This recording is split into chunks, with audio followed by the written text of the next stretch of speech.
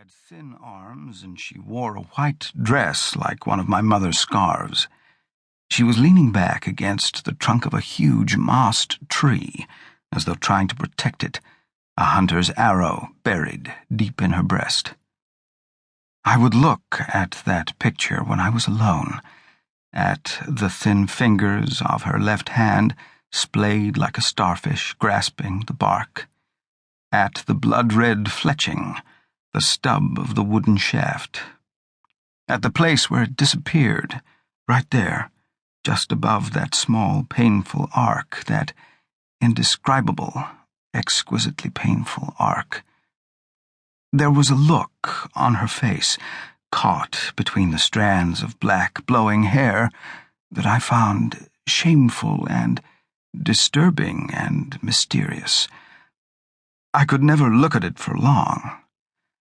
A look of shock, of course, and pain, yes, but something else, something I could not understand then, can barely understand now. A look of pleading, of utter renunciation, of love beyond all song and argument. No one could tell you about my father without first telling you something about her. She made him, you see, shaped him, turned him into the man he was. She changed the course of his life as easily as a hill turns a meadow stream, and though you might think that given enough time the stream will move the hill or cut it through, it's the stream that will twist in its bed, alter its course.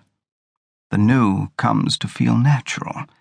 Detour becomes destiny.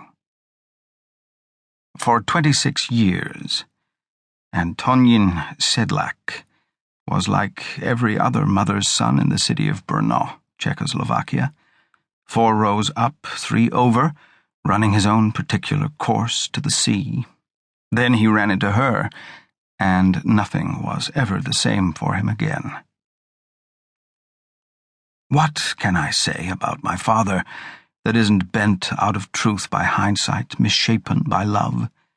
My father was a good and decent man, I think. A man capable of outrage over the world he happened to have found himself in, but someone whose faith in reason, like some men's faith in God or love, remained intact long after his life had made it ridiculous. He couldn't help it. His every gesture departed from that well-lit station, and though he understood how quaint this was, he was powerless to change it. It was his nature, and he wore it with dignity, like a childhood hat one has long outgrown but can't remove for the rest of his life, and somehow I could never bring myself to hold it against him. I have a small square photograph of him I've always liked for some reason I can't quite explain. There he is, already tall at 13, handsome enough, seemingly comfortable in a collar as high and stiff as a whiplash brace, looking straight on. Not smiling, and yet there is something there, a touch of amusement, perhaps, a calm recognition of the absurdity of the proceedings that seems like a smile.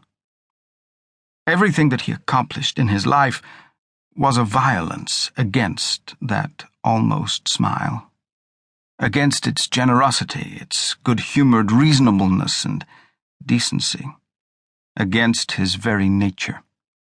And that, too, the smile seems to anticipate and accept for the irony it is. I see him clearly now, like a house revealed by fallen leaves. My father, who fashioned himself over the years into a kind of load-bearing joint, braced up to his burden, and died 2 years after being relieved of it. Who didn't know how to be in a world so suddenly lightened? I remember the bumps of blue veins on the backs of his hands, the mole on his cheek. I can see him, his big warm forehead, his way of listening while lighting a cigarette.